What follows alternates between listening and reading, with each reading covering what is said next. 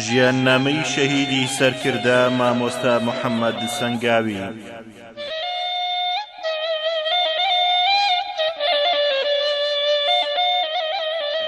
مامۆستا شێخ محمد ڕەزا لە ساداتی پیرخدری ناسرا و بە مامۆستا محمد سەنگاوی لە ساڵی 1963 لە گوندی مەسۆی بەرگەچ لە ناوچەی سەنگاو چاوی بە ژیان هەڵێناوە. لە لای باوکی قورئانی پیرۆز و هەندێک لە کتێبە سەرەتاییەکانی خوێندووە، پاشان خوێندنی سەرەتایی و ناوەندی و دواناوەندی ئیسلامی لە شاری سلێمانی تەواو کردووە. پەیمانگای ئیسلامی باڵای بۆ پێگەیاندنی پێشنوێژ و وتاربێژان لە بەغداد تەواو کردووە. بڕوانامەی دیبلۆمی باڵای لە وتار و زانستە ئیسلامیەکاندا بەدەست هێناوە. لە هەمان بواردا بڕوانامەی بەکالۆریۆسی لە کۆلێژی ئیمام ئاعظەم لە بەغداد بەدەست هێناوە. دواتر خوێندکاری ماستەر بووە لە زانکۆی سانت کلیمنسی بەریتانی. مامۆستای شەهید هەر لە منداڵیەوە بە پەروەردەیەکی ئیسلامیانە پەروەردە بووە و ژیانی لە خزمەتی قورئان و ئیسلامدا بووە. هەر لە سەرەتای هەشتاکانەوە ڕۆڵێکی گرنگی بینیوە لە بڵاوکردنەوەی بانگەواز و کاری ئیسلامیدا. هەر لەو پێناوەشدا چەندین جار لەلایەن پیاوانی بەعسەوە ڕوبەڕووی تند و تیژی بووەتەوە. لە ڕاپەڕینە جەماوەریەکەی بەهاری ساڵی 1991دا ڕۆڵی گرنگی بینیوە. هەر بەو هۆیەوە بووە بەجێگری لێپرسراوی مەڵبەندی سلێمانی بجووتنەوەی ئیسلامی. دواتر بووە بە لێپرسراوی هەرێمی سلێمانی و پاشان بووە بە ئەندامی مەکتەبی ڕێخستن لە کۆنگرەی شەشەمی بزوتنەوەی ئیسلامی و ئەندامی لێژنەی باڵای ئامادەکاری کۆنگرە بووە. لە ناو بزوتنەوەی ئیسلامیدا ئەم پۆستانەی هەبووە: لێپرسراوی ڕێکخراوە جەماوەریەکان، لێپرسراوی مەکتەبی کۆمەڵایەتی. لە مانگی ئابی 2001دا لە کۆنگرەی یەکەمی بزوتنەوەی یەکبوونی ئیسلامی بە ئەندامی سەرکردایەتی هەڵبژێردرا. لە کاتی ڕاگەیاندنی کۆمەڵی ئیسلامیدا ڕۆڵی کاریگەری هەبوو. هەر بۆیە بوو بە لێپرسراوی مەڵبەندی سلێمانی و پاشان لە هەڵبژاردنە پەرلەمانیەکەی ساڵی 2005دا بە ئەندامی ئەنجومەنی نوێنەرانی عێراق لەسەر لیستی هاوپەیمانی کوردستان بە نوێنەری کۆمەڵی ئیسلامی هەڵبژێردرا. مامۆستا وتاربێژێکی بەهێز و سەرکەوتوو بووە و کەسایەتیەکی هێمن و لەسەرخۆ و ڕازگۆ و خۆڕاگر بووە لەسەر ناڕحەتیەکان و ئەو ڕوودا و کارە ساتانی کە لە نێوکاری ئیسلامی دووچاری بوون. مامۆستای شەهید ئەندامی کارای دەستەی دامەزرێنەری مەڵبەندی ڕۆشنبیری و کۆمەڵایەتی ساداتی پیرخدری بووە. هاوکات وەک نووسەر و ڕۆژنامەنووسیش ئەندامی سەندیکای ڕۆژنامەنووسانی کوردستان بوو. هەروەها ئەندامی دەستەی دامەزرێنەری کۆمەڵی بانگەواز و ڕووناکبیری ئیسلامی کوردستان بووە. ئەندامی یەکێتی نووسەرانی کوردستانیش بووە. مامۆستا سەنگاوی کەسایەتیەکی دیاری بواری کۆمەڵایەتی بووە و ڕۆڵی بەرچاوی هەبووە لە ڕێککەوتن و سوڵح عەشایەریەکانی نێوان بنەماڵەکانی کوردستاندا. نووسەرێکی دیار و خاوەن فیکرێکی ڕووناک و قەڵەمێکی بەپرشت بووە. لە زۆرێک لە ڕۆژنامە و گۆڤارە ئیسلامیەکانی کوردستاندا نووسینی هەبووە. پاشان خاوەنی چەند کتێبێکی چاپکرا و چاپ نەکراویشە. دوجار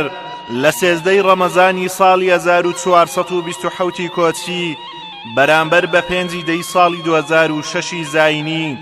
لە شاری بەغدا لەگەڵ شۆفێرەکەیدا شەهید کرا. هەزاران هەزار سڵاو لە گیانی پاچی شەهیدی سەركردە مامۆستا محمد سەنگاوی و سەرجەم شەهیدانی ڕێگای کاروانی نور، ڕێگایان هەر پڕ لە ڕێبواری سەودا سەر بێت.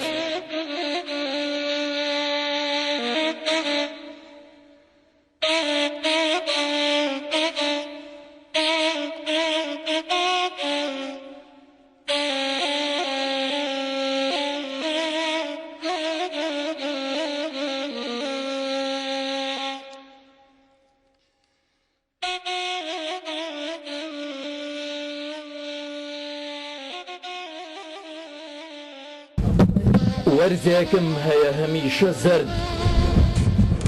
لەم وەرزەدا بۆ ئەی نازانی ئەمە وەرزی وتار و مینبەرە وەرزی خوێندنی زیکر و وەرزی تەراویح و وەرزی شەوانی قەدرە لەم وەرزەدا مامۆستا سەنگاوی تۆ لە هەر شوێنێک دەبووی خۆت و ڕیشێکی خەنەیی خۆت و سیواچێک و جامەدانەیەک خۆت و ئاەتەکانی سوورەتی تەوبە بەبێ وەستان ئاوڕشێنی دڵەکانتە کرد لەم وەرزەدا سەردەکەوتیتە سەر مینبەرەکەی مزگەوتی جیهاد و ئێمە دەبردەوە بەدر دەتبردینەوە تەنیشت محەممەد و یارانی دەتبردینەوە بۆ لای هەناسەی هاوڵان بەر لە دەست پێکردنی جیهاد بۆتە جێڕاینەوە ئەم دینە بەسەر لە پیبرینی کەم هاوڵەوە گەیشتە ئێمە چەند مصعەب بەر لەوەی خورمایی بەربانگ خۆن شەهید بوون چەند خەنسا لەگەڵ فرمێسک ڕۆژووی هەر ڕۆژێکیان دەکردەوە مامۆستاجان بە جوڵاندنی لێوەکانت لە کاتی ئاەتەکانی جیهاددا بۆنی تەپ و تۆزی بەدرمان هەست پێ کرد و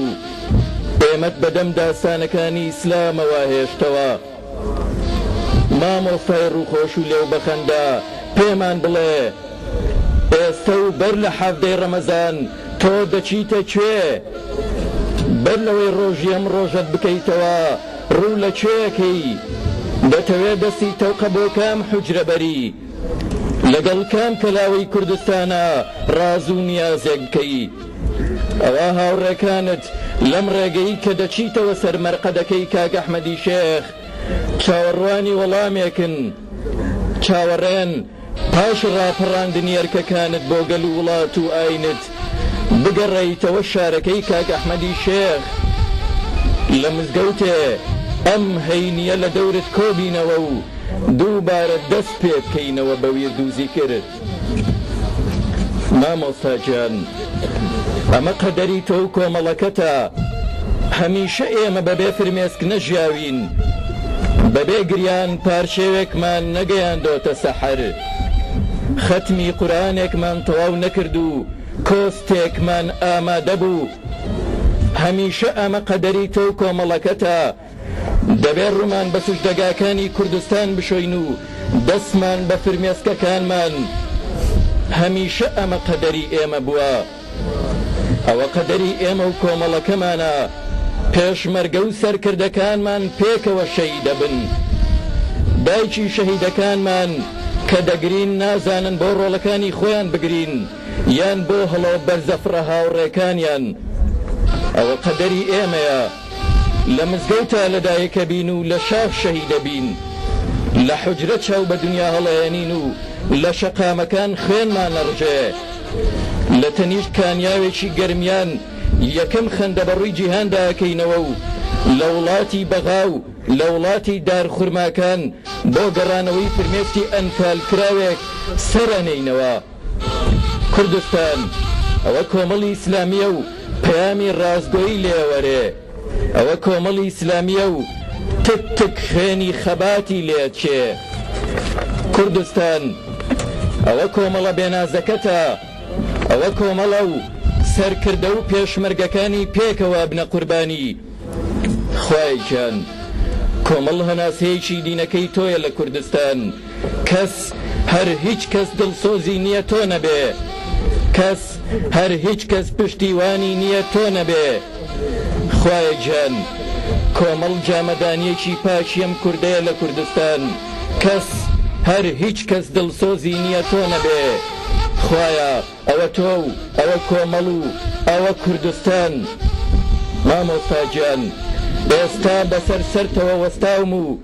چاوم لە ناو چاوانت گیر کردووە دەمەوێ بێجگە لە جانتا دیبلۆماسیەکەت جانتای دڵت بکەمەوە و بزانم چەند چوکلێرت بۆ منداڵەکانت پێیە بزانم چەند دەماچت بۆ ڕوومەتی پێنج کۆرپەکەت هەڵگرتووە دەمەوێ بزانم لە بەغا گەرگەڕا بایتەوە سەردانی کام مزگەوت و کتێبخانەی شارتە کرد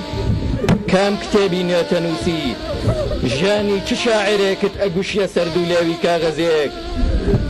ئەی مامۆستای شەهیدی پەرلەمانتار کوا وەڵامت تۆش بۆکو عەبدوڵای قەسرێ و مەلاوریا و کەیوان و کۆساری وەڵامەکانت بردەوە قیامەت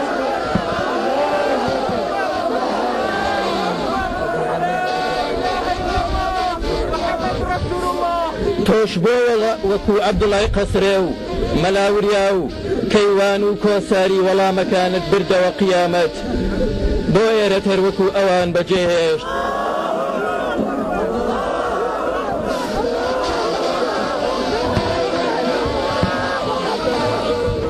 مامۆستا